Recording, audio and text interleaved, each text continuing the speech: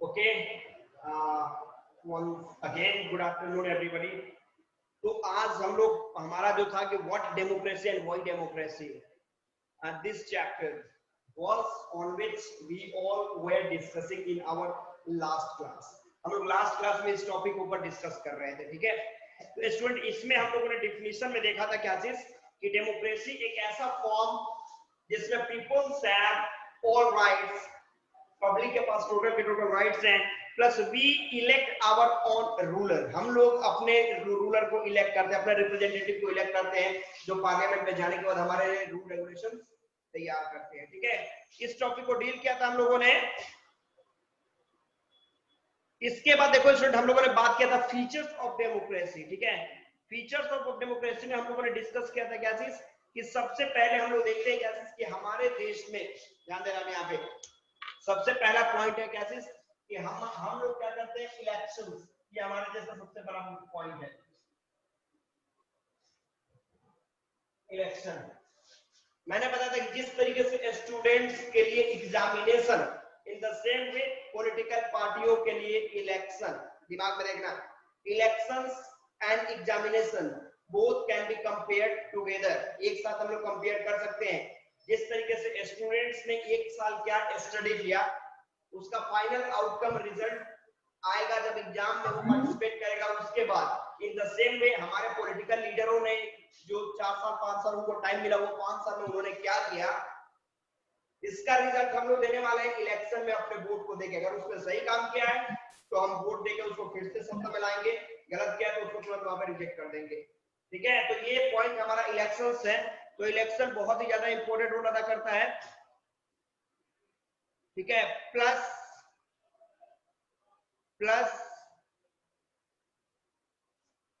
हम लोग आज इलेक्शन पे डिस्कस करेंगे, ठीक है। अब देखो, ये इलेक्शन की बात करोगे तो सबसे पहले मैंने ये बता दिया था कि हमारे जो पॉलिटिकल पार्टियां हैं, जो भी पॉलिटिकल पार्टीज है, जो भी, पहले तो आपने देखा कि हमारे देश में मल्टी पार्टी सिस्टम चलता है।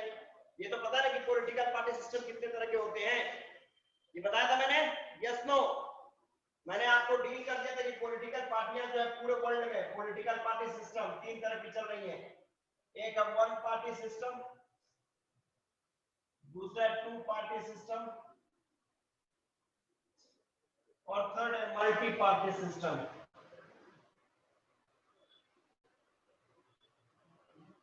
मल्टी पार्टी, ये तो पता है आप लोगों को, nobody has any problem.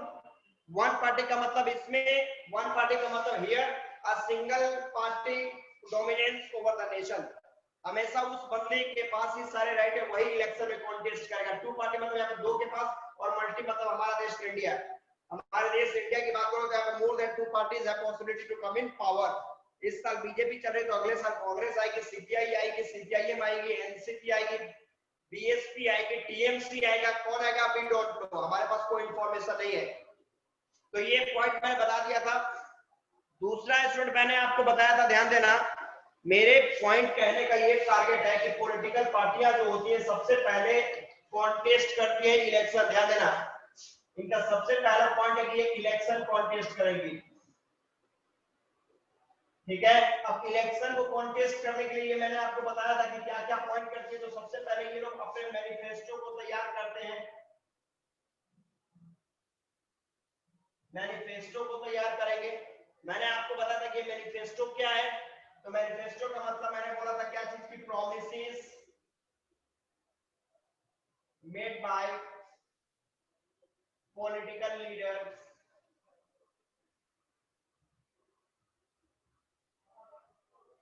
with voters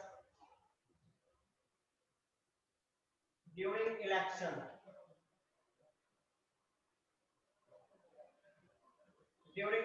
election के समय जो पॉलिटिकल पार्टियां जो होती हैं, जो मैनिफेस्टो मतलब जो अपने वादे करती हैं वोटर्स के साथ, उन वादों को हम लोग उनका मैनिफेस्टो बोलते हैं। एग्जांपल मैंने बता दिया था, जिस तरीके से स्टूडेंट, जैसे में आप लोग क्लास 9 में है तो आपको एक पर्टिकुलर सिलेबस दे दिया गया होगा कि ये सिलेबस आपको स्टडी करना है। अगर उस सिलेबस से थोड़ा भी इफ एंड बट आप स्टडी कर रहे हो तो एग्जाम में अच्छा स्कोर आप नहीं कर पाओगे। इन द सेम वे जो भी पॉलिटिकल पार्टियां होती हैं सबके पास अपना अपना मैनिफेस्टो होता है, अपना उनका अपना सिलेबस होता है। उस मैनिफेस्टो पे पूरे साल जीतने के बाद उनको वर्कआउट करना होता है। अगर मैनिफेस्टो को सही तरीके से वो लोग वर्कआउट करेंगे तो इलेक्शन, अगले इलेक्शन में उनको वोट मिलेगा, और नहीं करते हैं तो फेल कर जाएंगे, अगले इलेक्शन में उनको वोट नहीं मिलेगा। तो मैनिफेस्टो मतलब वादे। इसके बाद स्टूडेंट मैंने बताया था ये सारे जो पॉलिटिकल पार्टियां होती हैं इनको डिक्लेरेशन फॉर्म भरना पड़ता है।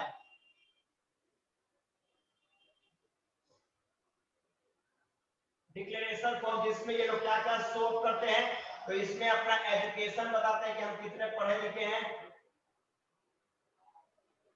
इसमें ये अपना प्रॉपर्टी बताते हैं कितना इनके पास पैसा है, और प्लस इसमें ये अपना क्रिमिनल रिकॉर्ड बताते हैं कि कोई क्राइम तो नहीं किया इन्होंने, क्रिमिनल रिकॉर्ड। और इसके बाद इन तीनों को पब्लिक डोमिनेंस में रख दिया जाता है। पब्लिक जो है जब चाहे जिस पॉलिटिकल लीडर के बारे में चाहे वो इंफॉर्मेशन एक्सेप्ट मतलब कि अचीव कर सकती है, इंफॉर्मेशन ले सकती है, ठीक है। तो यहाँ पे भी पॉइंट है कि आखिर इस डिक्लेरेशन फॉर्म का इंपॉर्टेंस क्या है। तो छोटा सा एग्जांपल देखो, अगर डिक्लेरेशन फॉर्म में किसी पॉलिटिकल लीडर ने यहाँ पे भर दिया एजुकेशन में कि भैया मैं इलिटरेट हूँ, मैं अनएजुकेटेड हूँ, मैं पढ़ा लिखा मैं नहीं हूँ, उसने अपने आप में लिख दिया कि भैया मैं पढ़ा लिखा बंदा नहीं हूँ। तो कहने का पॉइंट है कि जब कि जिस लीडर को मैं वोट देने जा रहा हूँ, जिस लीडर को हम लोग वोट देने जा रहे हैं, क्लियर है कि उसके बारे में पूरे का पूरा इंफॉर्मेशन हम लोग पहले गेन करते हैं, उसके बाद अपना वोट देते हैं। तो कहने का मतलब अगर हम लोग ग्रेजुएट हैं, एमए किए लोग हैं, पीएचडी किए हुए लोग हैं, और कोई बंदा जो है कोई लीडर हमारा लीडर बनने के लिए वो खड़ा हुआ इलेक्शन कॉन्टेस्ट कर रहा है, अब वो इलिटरेट है, तो जब हम उसके मैनिफेस्टो को देखेंगे तो बोलेंगे भाई ये तो इलिटरेट है, ये तो अनपढ़ है, इसको तो एबीसीडी भी नहीं पता है। और ये हम लोग जैसे पीएचडी किए हुए लोगों के लिए क्या करेगा, रूल रेगुलेशन बनाएगा, क्या खाद बनाएगा। तो क्लियर है कि हम लोग उसके रिकॉर्ड को देख के उसको वोट नहीं देंगे। तो ये डिक्लेरेशन फॉर्म बहुत ही ज्यादा इंपॉर्टेंट होता है, ठीक है। इसके बाद मैंने आपको बताया था कि इलेक्शन के टाइम इसके बाद ये लोग क्या करेंगे, कैंपेनिंग करेंगे। कैंपेनिंग करेंगे, कैंपेनिंग का मतलब कनेक्शन विथ वोटर्स, वोटर के साथ ये लोग कनेक्ट होंगे, कनेक्शन विद वोटर। अब वोटर के साथ जो पॉलिटिकल लीडर है वो क्या करेंगे, पब्लिक को अपने कट मेरी आवाज नहीं जा रही है आप लोग को? Everybody sound is clear? Everyone? Yes sir. Sound is clear? Okay. तो मैंने आपको क्या यहाँ पे पॉइंट बता, ध्यान दो, मैंने बताया कैंपेनिंग करेगा वो बंदा, और कैंपेनिंग का पॉइंट क्या हो गया, तो कैंपेनिंग की मदद से वो डायरेक्टली वोटर के साथ कनेक्टेड होगा, बिकॉज उसको पब्लिक का वोट चाहिए। मोर वोट मोर, जितना ज्यादा वोट मिलेगा उतना ज्यादा सीट मिलेगा, जितना ज्यादा सीट उतना ज्यादा सरकार में बनने का चांसेस आपके पास होंगे। तो ये कैंपेनिंग करने के लिए वो लोग अलग अलग तरीके का यूज करते हैं। जैसे में कुछ लोग इलेक्ट्रिक मतलब कुछ लोग मीडिया का यूज करते हैं, देखते हो ना न्यूज़पेपर पलट के देखोगे तो उसमें पेपर बड़े लेटर में देता है ये छाप, कमल छाप, लालटेन छाप, तीर छाप, हाथ पंजा छाप, सब छाप दे देता है कि इनके वोट देके इनको जिताइए। तो पहला ये लोग क्या करते हैं, प्रिंट मीडिया का सहारा ले सकते हैं, प्रिंट मीडिया का सहारा ले सकते हैं। दूसरा इलेक्ट्रॉनिक मीडिया का भी सहारा ले सकते हैं, टेलीविजन, रेडियो, इंटरनेट, ये सब का भी सहारा लेकर वो लोग करते हैं। और प्लस कभी कभी ऐसा होता है, आवाज नहीं जा रही मेरी एवरीवन?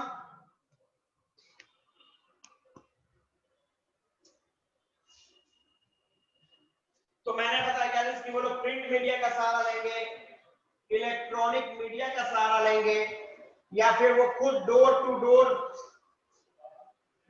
डोर भी या जर्नी करेंगे, घर घर जाके भी, देखते हो ना घर पे खट कौन है भाई, तो भैया प्लीज अब के वोट में इस पार्टी को वोट देके आप इनको जिताइए। तो ये सब मेथड है जो इलेक्शन के समय पॉलिटिकल पार्टियां करती हैं। फिर आगे क्या होता है, ध्यान दो, आगे क्या होता है, इलेक्शन पे अभी हम लोग डिस्कस कर रहे हैं, इलेक्शन पे डिस्कस कर रहे हैं हम लोग।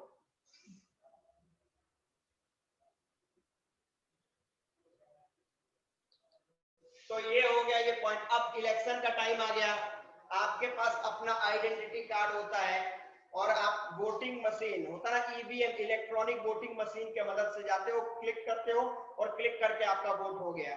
आपने किसको वोट दिया किसको नहीं दिया तो बड़ी नोट, आपको एक्सेप्ट यू, आपको छोड़ कोई नहीं जानता कि आपने किसको वोट दिया, ठीक है। अब इलेक्शन हो गया, तो इलेक्शन जब हो गया तो यहाँ पे आपने 2 पॉइंट, जो लार्जेस्ट पार्टी होती है,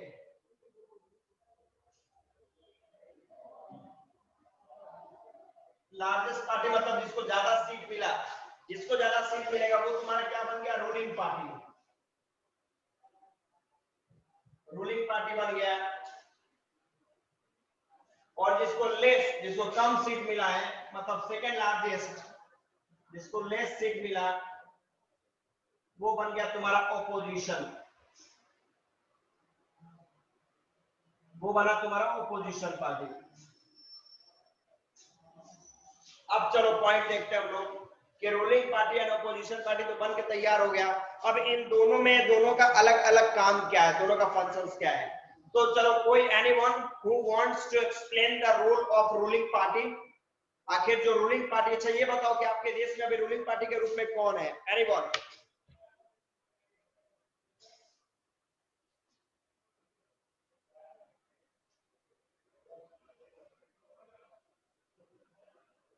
ओके, तो हम देख रहे हैं क्या कि बीजेपी जो है वो रूलिंग पार्टी है। तो रूलिंग पार्टी कर क्या रही है आपके देश में? तो रूलिंग पार्टी जो है, ध्यान देना, रूलिंग पार्टी क्या करती है, govern the nation,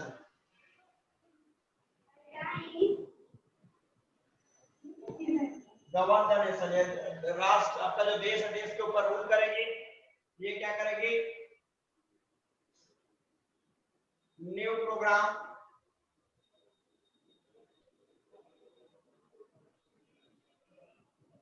and scheme, new programme and scheme जो है वो लॉन्च करेगी for the welfare of people. ये क्या करेगी, takes all decisions related to national and international issues,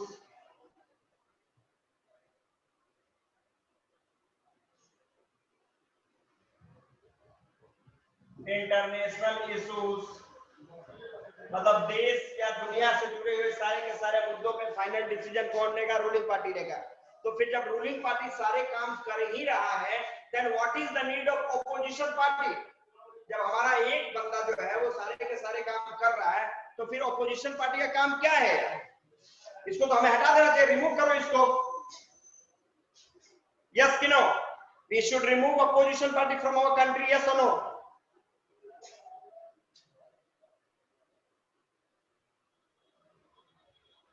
no. आत्मा क्यों, व्हाई?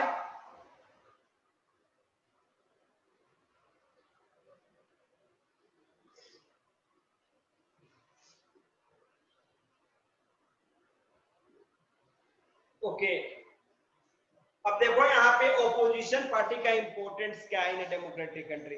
इस क्वेश्चन का आंसर कौन देगा, raise your hands, anyone. What is the need of an opposition party in a democratic country like India? Anybody? Raise your hands.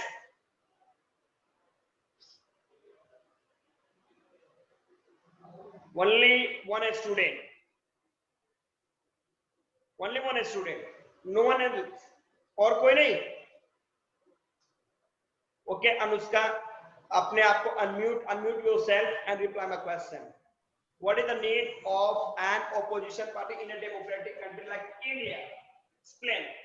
So, sir, because of opposition party, if the ruling party do any wrong action and take those type of decisions which are not beneficial for the development of nation, then due to opposition party, the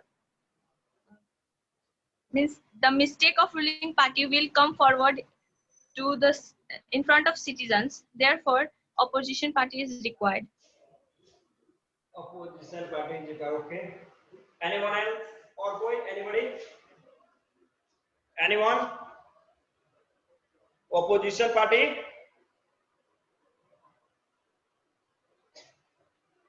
Anybody? Raise your hands.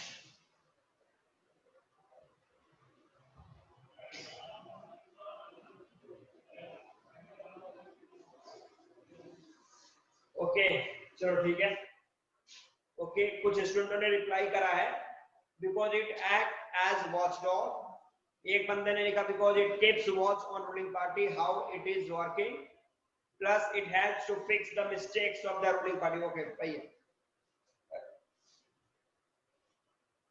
छोटा भाई यहाँ छोटा point में बताता हूँ। Suppose करो कि आप देखते हो take a short example. Suppose मैं आपको एसएसटी का टॉपिक बता रहा हूँ, ठीक है, मैं एसएसटी का टॉपिक आपको बता रहा हूँ। मैं जो एसएसटी का टॉपिक आपको एक्सप्लेन कर रहा हूँ, ये सारे के सारे टॉपिक करेक्ट हैं, रॉन्ग हैं, सही तरीके से बताया जा रहा है, गलत तरीके से बताया जा रहा है, आप तो इसको जजमेंट नहीं करोगे। बट यहीं पे अगर कोई दूसरा एसएसटी का टीचर्स रहे, छोटा भाई क्या मैं बता रहा हूँ, आपके स्कूल की बात कर लो कि आपके स्कूल में एक एसएसटी का टीचर है, कोई भी एक सब्जेक्ट का टीचर है, वो सब्जेक्ट को पढ़ा रहा है, गलत पढ़ा रहा है, सही पढ़ा रहा है, क्या पढ़ा रहा है, नहीं पढ़ा, आप उसको पढ़ रहे हो, क्योंकि टीचर आपको लगता है कि भाई टीचर है तो मेरे से ज्यादा जानता है, जो बता रहा है वो सब सही है। बट अगर वहीं पे दूसरा टीचर भी अगर मौजूद है, अदर टीचर, तो वो पता है, अगर मैं अगर क्लास पढ़ा के निकल गया, मेरे जगह पे कब दूसरा टीचर आ गया, उसने कुछ अच्छा बच्चा लोग, ये बताओ तो ऑपोजिशन पार्टी का काम क्या है? अब आपने बताया कि सर ऑपोजिशन पार्टी का काम है कि देश को चलाना, तो मैं पूछूं भाई किसने बताया? तो फिर तिवारी सर जो थे उन्होंने ही बताया था। ओ मतलब वो टीचर गलत बता रहा है, वो टीचर गलत है, रॉन्ग है। तो कहने का मतलब जब दो बंदे साथ में हैं तो एक गलत कर रहा है कि सही कर रहा है, दूसरा बंदा उसके ऊपर वॉचडॉग का काम कर रहा है। तो यहाँ पे अगर मैं कोई भी टॉपिक एक्सप्लेन करता तो उससे पहले मैं उसको रीड करूंगा तरीके पे, भाई मेरे को कोई गलत स्टेटमेंट नहीं देना है, जो गलत स्टेटमेंट दूंगा तो दूसरे बंदे जो है वो मेरे मिस्टेक को पकड़ने के लिए तैयार है वहां पे। गेटिंग यस और नो? तो ऑपोजिशन पार्टी का भी सेम काम है, वॉचडॉग का काम है। ऑपोजिशन पार्टी का काम क्या है? तो opposition party criticise the ruling party for its failure in any programme and scheme. Suppose करो कि अभी आपने देखा कि मोदी साहब ने एक चलाया था, क्या थे आपने देखा ना, जीएसटी लगाया या फिर कुछ कुछ वर्कआउट किया, तो ऑपोजिशन पार्टी वालों लोगों का काम क्या था? ऑपोजिशन पार्टी उसको जब में नोटबंदी हुआ उसको थोड़ी सी प्रॉब्लम हुई, जीएसटी लगाया गया उसमें थोड़ी सी प्रॉब्लम हुई, ऑपोजिशन का कौन थे? राहुल गांधी चिल्लाना शुरू कर दिया, नहीं है भाई ये गलत है, ये सही है, वो जो ये जो भी है इज दैट। तो ये पॉइंट यहाँ पे इंपॉर्टेंट है, ठीक है। तो in a democratic country ruling party as well as opposition party both are required, without one a country cannot be called क्या a complete democratic country, मतलब एक complete democratic country के रूप में वो कभी कन्वर्ट नहीं होगा, बिकॉज़ उसका डिमेरिट देखने वाला कोई बंदा वहां पे नहीं रहेगा, ठीक है। तो इसलिए ये इंपॉर्टेंट है। तो ऑपोजिशन पार्टी का काम क्या है? वॉचडॉग, ठीक है। एक बंदे ने लिखा है कि वॉचडॉग का काम करता है। सेकंड, ये क्रिटिसाइज करेगा ruling party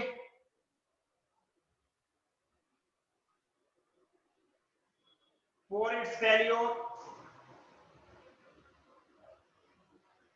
in any program and scheme, ठीक है। मतलब एक तरह का समझ लो कि पब्लिक की और public common people and government ruling party, उन दोनों के बीच में एक चैन का काम करता है। कौन?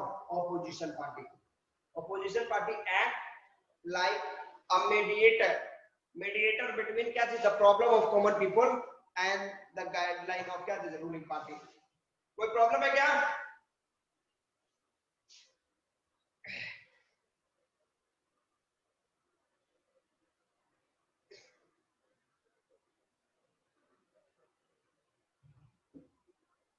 अब देखो एक बड़ा इंपॉर्टेंट वर्ड है, free and fair electoral competition.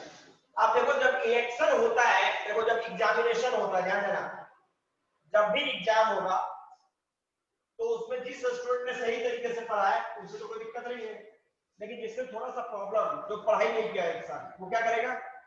दाएं बाएं लेफ्ट ईस्ट वेस्ट करता, किससे मैं कैसे भी करके मैं इलेक्शन एग्जाम में अच्छे से रिजल्ट दे ले। तो यहाँ पे हम लोग बात कर रहे हैं क्या चीज? इलेक्टोरल कंपटीशन की, ठीक है। हम लोग बात कर रहे हैं इलेक्टोरल कंपटीशन की।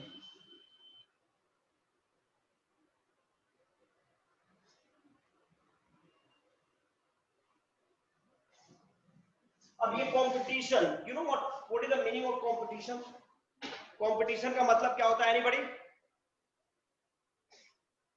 कंपटीशन क्या है? What do you mean bye competition?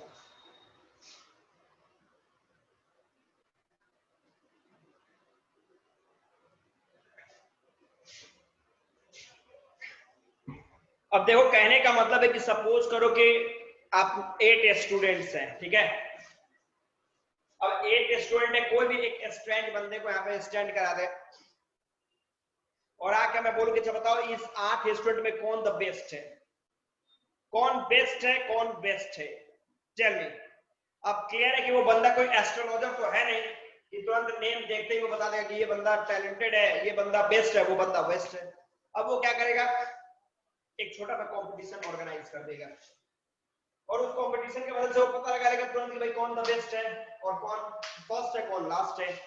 तो हम बोल सकते हैं competition is a way, is a medium which we use to select ability from the majority।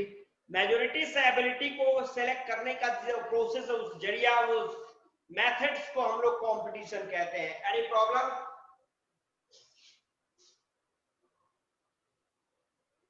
ये इवेंट अलग हो गया, चलो ठीक है।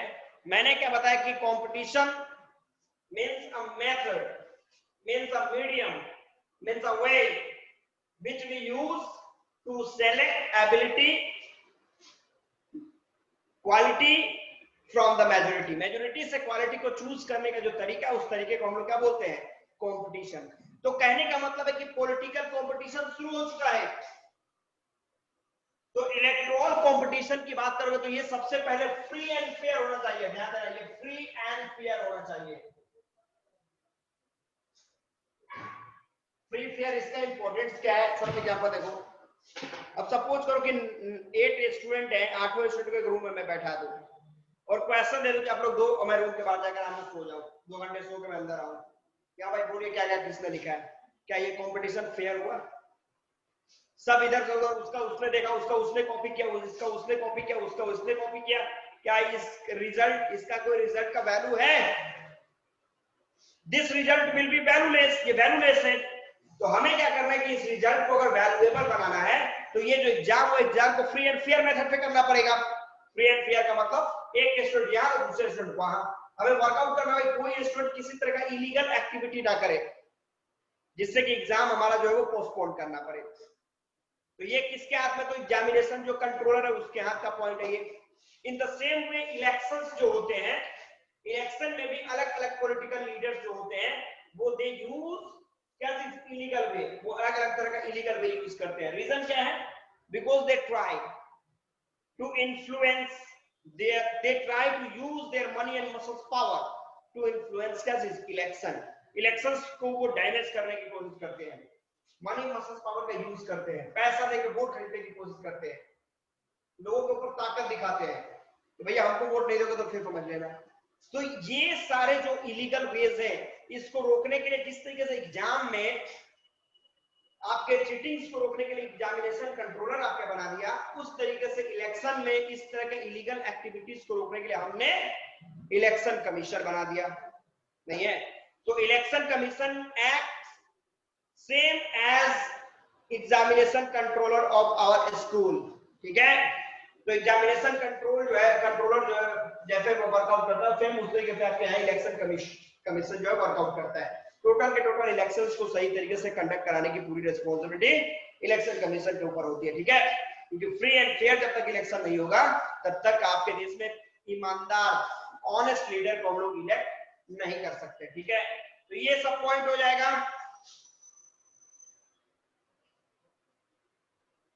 अब चलो एक पॉइंट है, देखो यहाँ पे 1 person 1 vote and 1 value.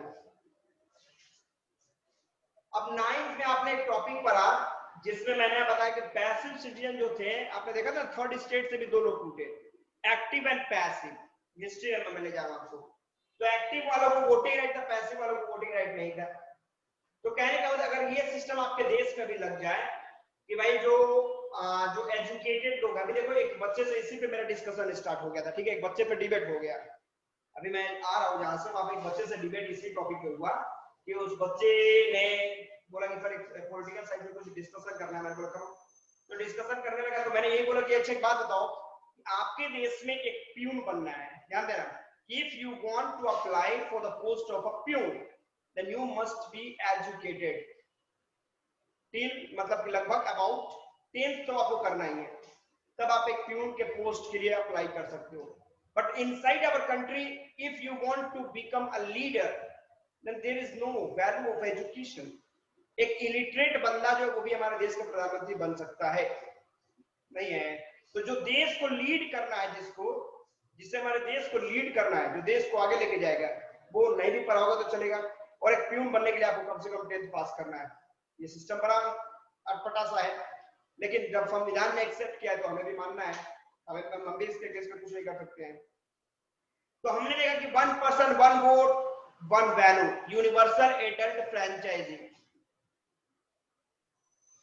votes to those whom they want. Yes, सही है, without any pressure and coming का स्पेलिंग देखो in favor. ओके, मतलब हम इलेक्शन में जिसको इच्छा करें उसको हम वोट करें, हमारे ऊपर कोई एक्सटर्नल फोर्स ना हो। ठीक है, तो ये सब काम किसको देख रहा है? तो ये आपके इलेक्शन कमीशन का वर्कआउट है। तो 1 पर्सन 1 वोट 1 वैल्यू का मतलब मैंने आपको बताया कि सपोज करो कि in today in 21st century everybody, अगर आप अपने साथ अपने नेशनलिटी में इंडियन वर्ड लिखते हैं, होता नेशनलिटी में लिखते इंडियन, अगर आप इंडियन लिखते हो तो आपको भी वो सारे राइट्स हैं जो मुझे राइट्स हैं। अगर मैं 18+ वोट दे सकता हूं तो आप भी अगर 18 है या फिर 18+ है तो आपको भी वोट देने का अधिकार है। अगर मेरे एक वोट का वैल्यू 1 काउंट किया जाता है तो मुकेश अंबानी भी अगर आके एक वोट देते हैं, छोटा भाई क्या देखो डिफरेंसेस खत्म। कहने का मतलब है कि इलेक्शन बूथ पे जब जाते हैं, इलेक्शन बूथ पे रिक्शा वाला अगर यहाँ पे खड़ा है तो मुकेश अंबानी तो आपको उसके पीछे खड़ा होना है, लाइन में आना है। और आप ऐसा नहीं बोलोगे भाई मैं अरबपति हूँ, ये रोडपति है, तो रोडपति ने एक वोट है तो उसका एक वोट का वैल्यू 1 करोड़ और मैं अरबपति हूँ तो मेरे एक वोट का value 10 crore. Is it possible? ऐसा होता है क्या डेमोक्रेटिक कंट्री में? तो कहने का मतलब वहां पे इलेक्शन बूथ पे जब जाओगे तो मुकेश तुम अरबपति है, रोडपति है कि करोड़पति है उससे मतलब नहीं है। मतलब है कि अगर आप इंडियंस हैं तो आपके एक वोट का वैल्यू 1 ही काउंट किया जाएगा और इक्वल तरीके से ट्रीट किया जाएगा, किसी के साथ कोई फेवर नहीं किया जाएगा। It's called a democratic country. Am I right? Yes और नो?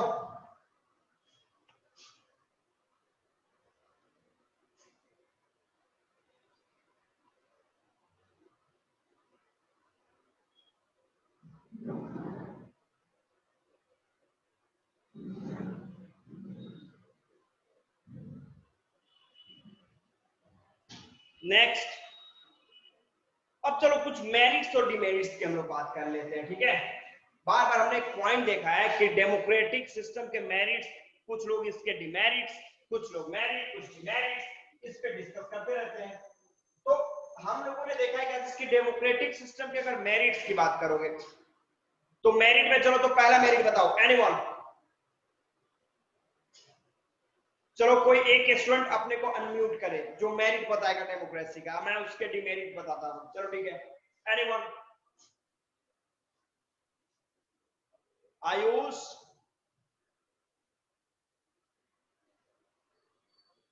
डेमोक्रेसी हमारे देश के लिए प्रॉफिटेबल है कैसे?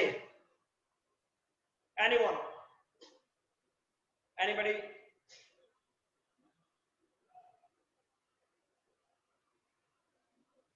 रेज योर हैंड्स, को बताएगा?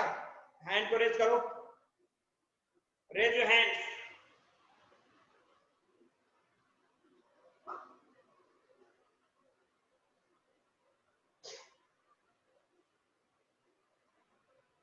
ओके, देखो यहाँ पे बहुत लोगों ने बोला कि भाई ये क्या करता है, तो डेमोक्रेसी क्या करता है, तो इट इम्प्रूव, मतलब it makes us good decision maker, ये हमें एक अच्छा डिसीजन मेकर बनाता है। एक बच्चे ने लिखा इट प्रोवाइड्स इक्वालिटी, इक्वालिटी हमें देता है। चलो ठीक है, ओके। और अच्छा, स्टूडेंट ने इसी पे एक क्वेश्चन पूछा, ध्यान देना कि sir if democratic system is good then whenever we compare one country, a democratic country with another non-democratic country, then we watch the developmental states of non-democratic country is very fast in the comparison of the democratic country.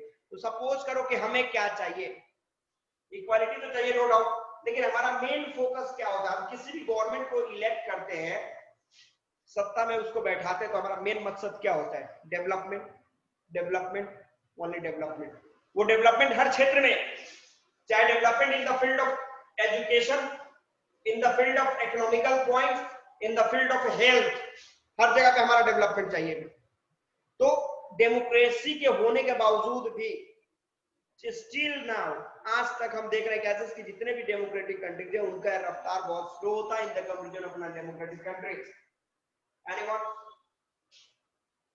और unmute करेगा तब तो अपने को, anybody who wants to unmute, जो बोलना चाहे, anybody raise your hands. Debate कोई करना चाहेगा अभी? एनीवन? देखो ये तुम्हारा democratic and non democratic countries, ध्यान देना, democratic and non democratic countries के बीच में एक छोटा सा डिबेट मैं ऑर्गेनाइज करूंगा, ठीक है, बहुत जल्दी। हो सकता है कि जो हमारा नेक्स्ट क्लास हम लोग का होगा उसमें ये डिबेट ही चलेंगे आपके। आप लोग डेमोक्रेटिक कंट्री के फेवर में बात करेंगे and I will be just against मतलब डेमोक्रेटिक कंट्री में, डेमोक्रेसी के अगेंस्ट में बात करूंगा, ठीक है। तो सब अपने पॉइंट को तैयार करके रखना, सब इस पॉइंट को तैयार, आप लोग डेमोक्रेसी के फेवर में रहेंगे एंड मैं उसके जस्ट अगेंस्ट में बात करूंगा। तो आपके और हमारे बीच में एक छोटा सा फाइट होगा, डिबेट होगा, पूरे 1 घंटे डिबेट चलेंगे, तो तैयार करके टॉपिक रखना, ठीक है। ओके, तो डेमोक्रेसी देखिए, ओके, तो इस टॉपिक के बारे में आप देखिएगा। डिमेरिट की बात करो तो देखो यहाँ पे डिमेरिट में आपने क्या क्या देखा, तो पहले तो पॉलिटिकल कंपटीशन तुमने देखा ही है,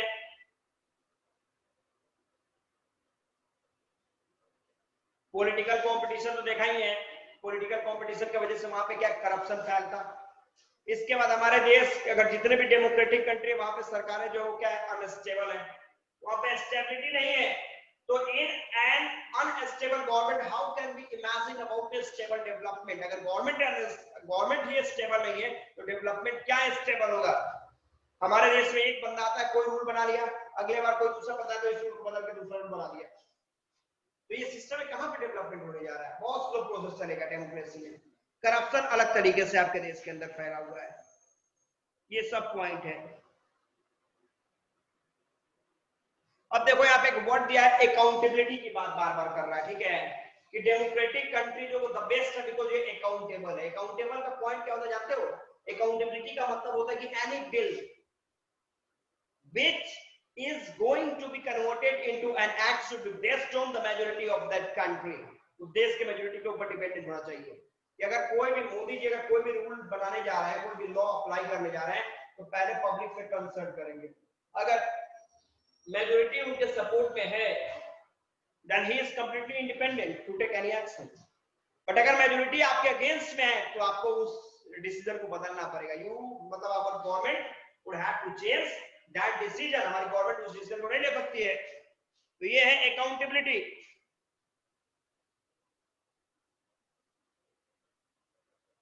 एक और पॉइंट देखो यहाँ पे दिया है कि डेमोक्रेसी बेटर फॉर्म है because it give us an opportunity to correct our mistake. हम अपने मिस्टेक को करेक्ट कर सकते हैं, जो छोटे भाई अपने मिस्टेक को करेक्ट कैसे करेंगे। सऊदी अरब से कंपेयर करो, सऊदी अरब में क्या टिट फॉर टैट, जैसे को तैसा। आपने इस हाथ से चोरी किया, हाथ पकड़ गया फिर कट, कहानी खत्म। कोई आपको दूसरा टर्म नहीं देगा अपने प्रॉब्लम मतलब अपने मिस्टेक को सुधारने का। बट इंडिया गजब का यहाँ का सिस्टम है, नहीं है, गजब का इंप्रूवमेंट पॉइंट्स है, नहीं है, मिस्टेक करते जाओ करते जाओ करते जाओ, सुधार करते जाओ करते जाओ करते जाओ, नहीं है। तो ये अलग सिस्टम है। लेकिन दूसरी तरफ नॉन डेमोक्रेटिक कंट्री में एक बार जिस लीडर को आपने इलेक्ट कर लिया भैया वो फुल एंड फाइनल हो गया। लेकिन आपके देश में हर 5 साल बाद आपको मौका मिलता है ना। सपोज करो कि इस साल मैंने किसी बंदे को इलेक्ट कर लिया, भैया आप हमारे देश को लीड करो। अब उसने क्या करा, लीड करने के चक्कर में अपने फैमिली को लीड करना शुरू कर दिया, अपने बैंक अकाउंट को लीड करना शुरू कर दिया, देश के विकास की जगह पे अपना अलग अलग तरह का मतलब अपने ही विकास के चक्कर में वो पड़ गया। तो चलो 5 साल को तुमने करा, उसके बाद अगले फिर इलेक्शन में टर्म में मौका मिलेगा ना हमको, we will get another chance to correct our mistake। और अगली बार क्या करेंगे हम लोग, उनको साइड कर देंगे और दूसरे की भी ईमानदार बंदे को लेके आएंगे।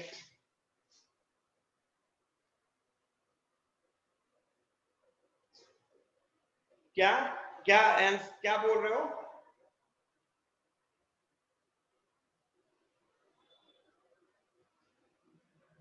बोलिए क्या बोल रहे हो, क्या क्वेश्चन है तुम्हारा?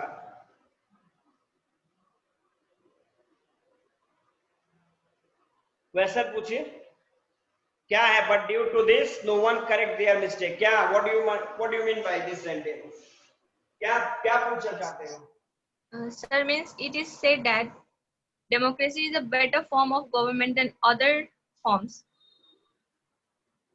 Due to this, any political leader make any mistake, and democracy said that she or he will get a chance to correct his or her mistake, but no one used this opportunity correctly. Then more. No one, अगर उसने, छोड़ो example, देखो मैं फिर वही बता रहा हूँ आपको।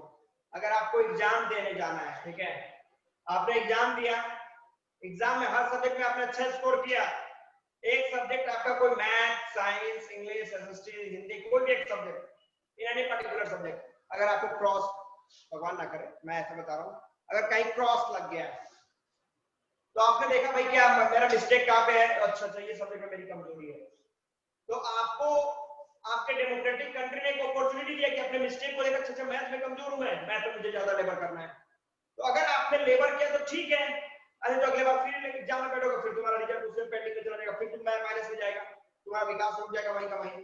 तो अगर आप देखो, कहने का मतलब है कि to make mistake is the nature of human, no doubt, making mistake is a quality. अगर आप गलतियां कर रहे हो इसका मतलब आप एफर्ट भी कर रहे हो। If you are making mistake then it is the way, मतलब it is showing that you are just in the way of क्या चीज, efforting, मतलब वहां पे आप क्या करोगे, एफोर्ट कर रहे हो। अगर आप मिस्टेक ही नहीं करोगे, अगर चुपचाप घर में बैठे हुए हो तो फिर क्या कोई मिस्टेक नहीं करोगे तो कोई प्रोग्रेस भी आप नहीं कर रहे हो। तो मिस्टेक भी वही करता है जो प्रोग्रेसिव है, जो इंटेलेक्चुअल है, समझ लिया, जो इंटेलिजेंट है, नहीं जो कुछ करना चाहता है, जो हमेशा एक्सपेरिमेंट कर रहा है। तो कहने का मतलब आप एक बार मिस्टेक कर गए, देख लें कि भाई मैथ में हमारा क्रॉस लग गया, फिर अगली बार फिर उसी में क्रॉस लग गया, बार बार क्रॉस लग गया, तो चुपचाप काम करो, पढ़ाई का बंद करिए, हो जाएगा बहुत दिक्कत, वर्कआउट करो। तो पॉलिटिकल लीडर्स जो हैं, अगर हमने 5 साल सही तरीके से काम नहीं किया, तो कहने का मतलब है कि अगर लोगों ने आपको रिजेक्ट कर दिया, तो फिर ऐसा थोड़ी ना रिजेक्ट करे तो आप चुपचाप घर में बैठ जाओगे, फिर कोशिश करोगे, पब्लिक के सामने अपने आप को रिप्रेजेंट करने की कोशिश करोगे, भाई अब मेरे से ये मिस्टेक नहीं होगा, अब मैं सुधार करूंगा। और हो सकता है कि अगले बार नहीं तो फिर अगली बार नहीं तो फिर अगली बार लोगों को कभी ना कभी तो आप पे ट्रस्ट होगा ना, और लोगों ने आपको फिर से इलेक्शन में ला दिया, फिर आप इलेक्शन में चले आए, और इलेक्शन में आने के बाद फिर अगर आपने वही मिस्टेक दोबारा रिपीट करा, तो क्या थर्ड एंड फोर्थ अगली बार कभी पब्लिक के विश्वास को, ट्रस्ट को जीतोगे? तो democracy is completely based on trust, ये ट्रस्ट के ऊपर ही डेमोक्रेसी डिपेंडेंट है। पब्लिक का ट्रस्ट जीत लिया आपने, डन, पूरे फाइनल है पॉइंट। चलो और क्वेश्चन पूछो, question. Sir, but if we will do mistake, then we should correct it also, no? I'm just telling you the same points. If you are making mistake, कहने का मतलब first step होता है ना कि अगर हम लोग ने बाइक चलाना अगर सीखा होगा, हम लोग अगर पैरों पे स्टैंड होना सीखते हैं, हम लोग कोई भी नया काम करना करने जाते हैं तो उसमें कुछ ना कुछ मिस्टेक करते हैं, but by making these mistakes we increase our क्या चीज, एक्सपीरियंस, हमारा एक्सपीरियंस धीरे धीरे बढ़ता चला जाता है। तो एक्सपीरियंस जैसे जैसे बढ़ेगा तो बार बार मिस्टेक वही थोड़ा करोगे, तो ये ऑटोमेटिक आपके अंदर इंप्रूवमेंट आता चला जाएगा। और इंप्रूवमेंट नहीं आ रहा है इसका मतलब आप मेंटल है, आपको समझ नहीं आ रहा कि एक ही मिस्टेक बार बार करने पे आप एक्सीडेंट कर रहे हैं। सपोज करो इलेक्ट्रिक वायर लगाया आपने, भूल से अगर मैंने ऐसा किया तब तक इलेक्ट्रिक शॉक लग रहा है, इलेक्ट्रिक शॉक लगा है, तो मैं समझ गया अच्छा यहाँ पे इलेक्ट्रिक शॉक लग रहा है, तो अगली बार मैं आऊंगा तो क्या करूंगा भाई, इससे दूर बना के रहूंगा कि फिर आके एक हाथ आप दोनों हाथों के वापस टच करा दूंगा मैं, हाँ भाई बढ़िया इलेक्ट्रिक शॉक लग जाए। तो क्लियर है कि आपने जो मिस्टेक किया उस मिस्टेक से आपने कुछ सीखा कि नहीं, इस बोर्ड को मेरे को टच नहीं करना है, नहीं तो यहाँ पे शॉक लग सकता है, तो मैंने इससे थोड़ी फिर गैप बना लिया, थोड़ा डिस्टेंस मैंने बढ़ा लिया। तो ये पॉइंट क्या है, ये पॉइंट हर पॉइंट पे डिपेंडेंट करता है। तो हमारे पॉलिटिकल लीडरों की बात करोगे तो वो सेम यही पॉइंट पे है कि सपोज करो कि भाई हमने क्या मिस्टेक किया कि लोगों ने मेरे को रिजेक्ट कर दिया, इकोनॉमिकल कंडीशन सही नहीं किया, लोगों को जॉब प्रोवाइड नहीं किया, मैंने अपने वादों को जो मैनिफेस्टो में लिखे थे वो वादों को पूरा नहीं किया, मैंने यहाँ पे करप्शन ज्यादा होने दिया, मैंने एजुकेशन सिस्टम पे काम नहीं किया, मैंने हेल्थ पे काम नहीं किया। तो ये सारे पॉइंट आपके सामने की मेरी दिखाई दिया ना कि भाई मैंने क्या क्या काम नहीं किया। मतलब अगली बार जब मैं इलेक्शन जाऊंगा तो ये सारे वर्कों पे मतलब ये सारे पॉइंट्स मेरे को वर्क करना पड़ेगा, अरे तो लोग फिर मेरे को रिजेक्ट करेंगे। तो डेमोक्रेसी का मतलब ही होता है क्या चीज कि आपको मिस्टेक करने का मौका मिलता है और मिस्टेक को सुधारने का भी मौका मिलता है, जबकि नॉन डेमोक्रेटिक कंट्री में ऐसा कुछ नहीं होता। Next, anyone, anybody? अच्छा, अब मैं एक एक करके क्वेश्चन पूछ रहा हूं, ठीक है? आप लोग एक एक करके आप लोग आंसर्स देते जाएंगे। मैं जिससे बोलूंगा वो लोग अनम्यूट होंगे और अपने को आंसर्स करेंगे, ठीक है? चलो, सबसे पहले हम लोग बात करते हैं शिखर, अपने को अनम्यूट करो। शिखर, यस सर। ओके ओके, देखो ये क्वेश्चन है, बड़ा सिंपल सा है। शिखर, क्वेश्चन है तुम्हारा, सिंपल सा क्वेश्चन है तुम्हारे लिए कि role of political party in a democratic country like India. कि पॉलिटिकल पार्टी का रोल क्या है हमारे देश इतने बड़े डेमोक्रेटिक कंट्री में। चलो Shikhar, this question is for you. Sir एक बार और क्वेश्चन रिपीट कीजिए सर। मैंने बोला रोल ऑफ रूलिंग पार्टी, चलो ruling party in a democratic country like India, ruling party का रोल क्या है? Sir development in infrastructure. Okay, this question will carry 3 marks, 3 number तुमको मिलने जा रहे हैं। लिखो, राइट डाउन। सर वॉइस नहीं आ रहा है आपका। आपका वॉइस मेरे तक आना चाहिए, मेरी वॉइस के चक्कर में नहीं। आप बोलो, आप बोलो, you will have to speak, बोलो। सर आवाज कट रही है। अच्छा चलो ठीक है, स्टॉप। चलो अब्दुल्ला, अनम्यूट करो अपने आप को। अब्दुल्ला, ये बताओ role of ruling party in a democratic country, ruling party का रोल क्या है डेमोक्रेटिक कंट्री में? फास्ट।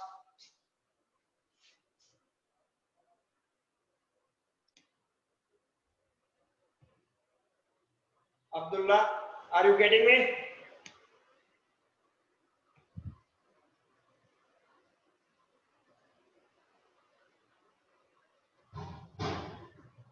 अब्दुल्ला, मेरी आवाज जा रही है आपको?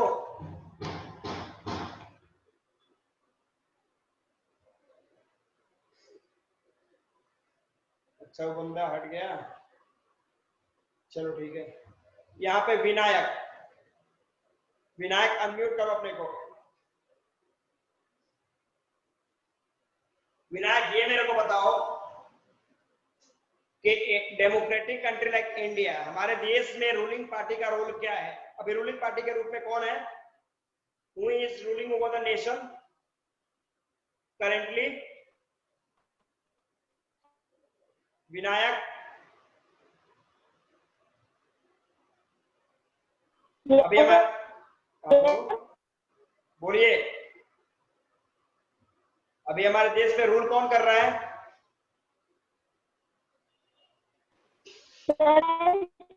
Democratic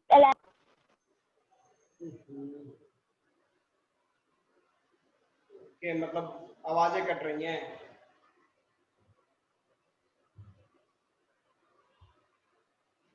अगमय, unmute. ओके, ये बताओ कि role of ruling and opposition party, दोनों डिस्क्राइब करो।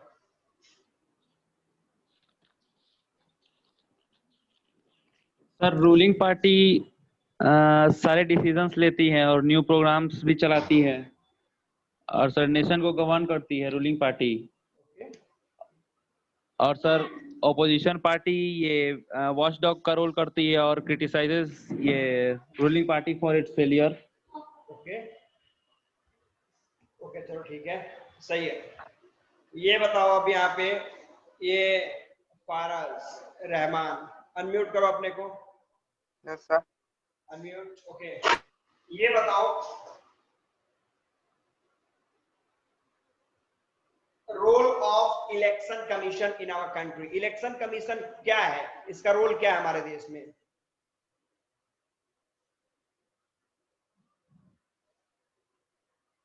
Role of election commission, fast tell me. Sir कोई रू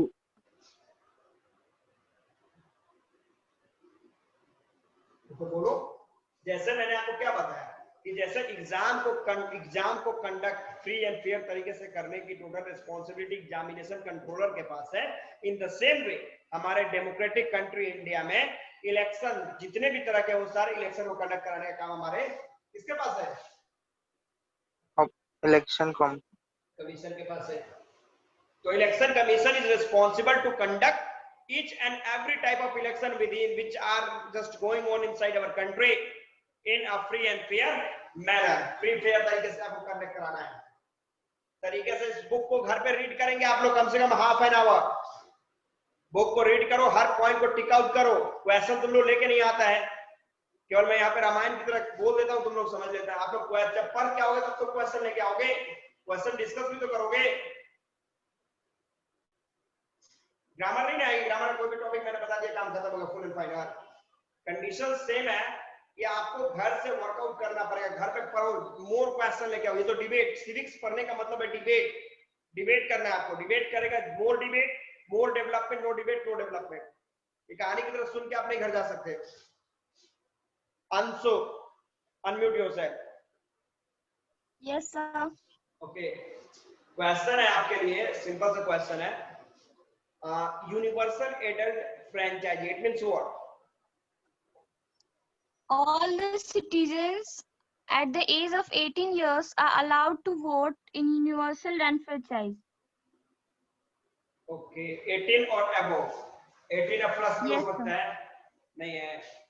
और चलो ठीक है, अच्छा चलो ठीक है, ओके ओके ओके। और ये कौन स्टूडेंट है? यस। अच्छा देखो, अपने को अनम्यूट पहले लेफ्ट कर लिया वो बंदा, अभी क्वेश्चन पूछे जा रहा था तक लेफ्ट कर लिया आपने को। अनुष्का, फिर आपके लिए क्वेश्चन है। क्वेश्चन आपके लिए सिंपल सा है कि democratic country means our government is accountable how? हमारी सरकार अकाउंटेबल कैसे है?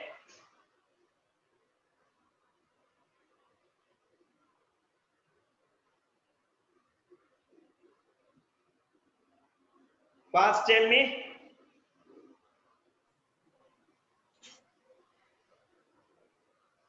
Anyone who knows accountability?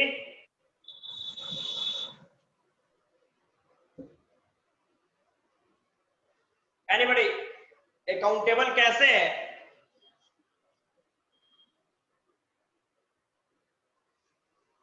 तो देखो, अकाउंटेबिलिटी का पॉइंट बस सिंपल सा है, मैंने आपको बताया, ध्यान देना कि any bill which is going to be converted into an act should be based on the majority।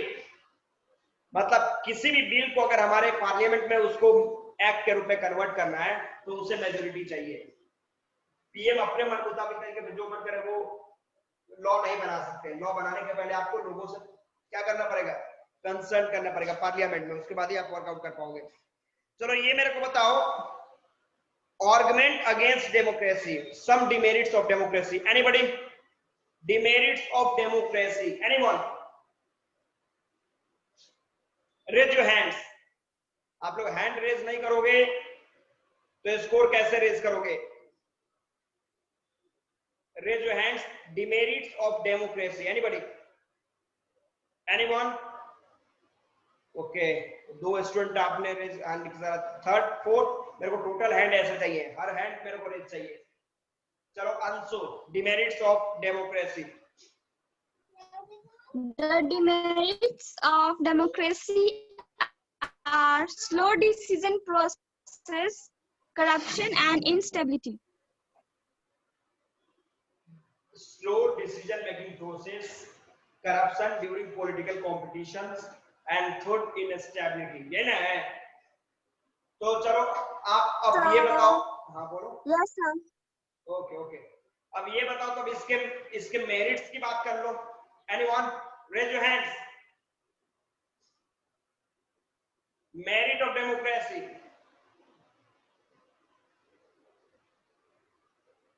Okay बोल दो ही, ओके अकमय, शिखर, ओके वेरी गुड। चलो शिखर आप बताओ merits of democracy. It provides the chance of the people to um, to correct their mistakes by choosing a right political leaders. चलो okay very good. इसमें देखो मैं वर्कआउट क्या कर रहा हूं, ठीक है। आपका जो नेक्स्ट क्लास में डिबेट होगा, उस डिबेट में हम लोग कितने स्टूडेंट हम लोग के टोटल 8 स्टूडेंट हैं, ठीक है। 4 स्टूडेंट को हम लोग डिवाइड कर लेंगे। 4 को एक तरफ मेरिट में रखेंगे, आप 4 उधर डिमेरिट में रहेंगे। तो ये बताओ, रेज हैंड को अपना वापस लीजिए, विड्रॉ करो हैंड। ये मेरे को बताओ कितने लोग डेमोक्रेसी के फेवर में रहना चाहते हैं, रेज योर हैंड्स। डेमोक्रेसी के फेवर वाले लोग raise your hands. Favour of democracy, raise your hands.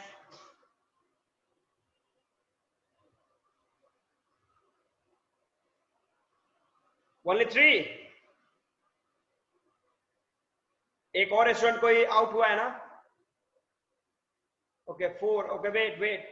तो ये 4 स्टूडेंट जो है, ध्यान दो आप लोग, शिखर, अंशु, विनायक और फारज रहमान, आप 4 जो वो डेमोक्रेसी के फेवर में है। आयुष हाथ डाउन करिए आप। आयुष, अगमय, अनुष्का और एक और स्टूडेंट है जो अभी लेफ्ट कर गया है। कौन स्टूडेंट है वो?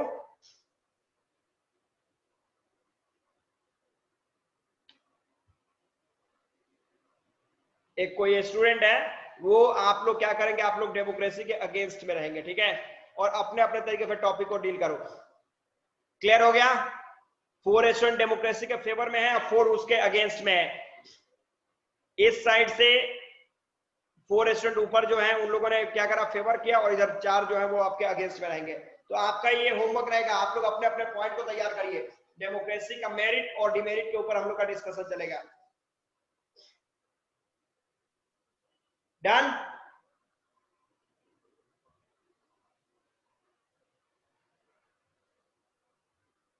All are ready? और देखते हैं कि कौन कितने अच्छे तरीके से डील करता है डेमोक्रेसी को। Everybody done? All are ready?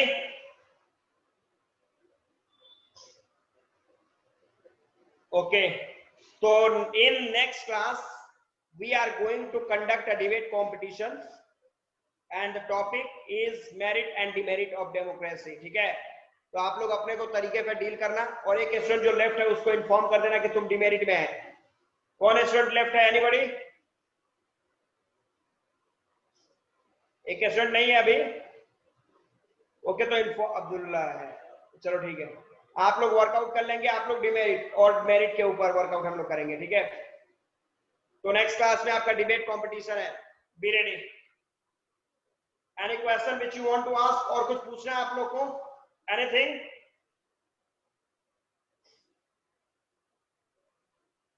Okay, Abdullah है ना, तो अब्दुल्ला को बोल देना कि वो डिमेरिट में है। अब्दुल्ला को बोलिए कि वो डिमेरिट में है, और कोई भी एक स्टूडेंट लेफ्ट करेगा तो याद रखिएगा उसके बाद प्रॉब्लम मैं करूंगा। सारे स्टूडेंटों को प्रिपेयर होके आना है और हारना नहीं है।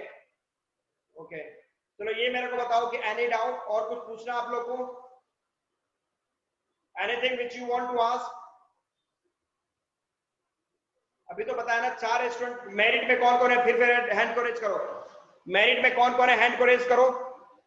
Raise your hands. मेरिट में जिसका जिसका मैंने नाम लिया था, हैंड रेज।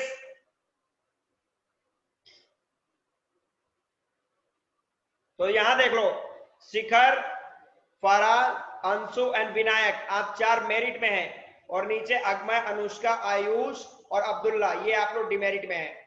अब दोबारा मैं नहीं बताऊंगा आप लोग को, ठीक है। तो मेरिट एंड डिमेरिट क्लियर हो गया, तो आप लोग प्रिपेयर होइए। Anything else which you want to ask? और कुछ पूछना है?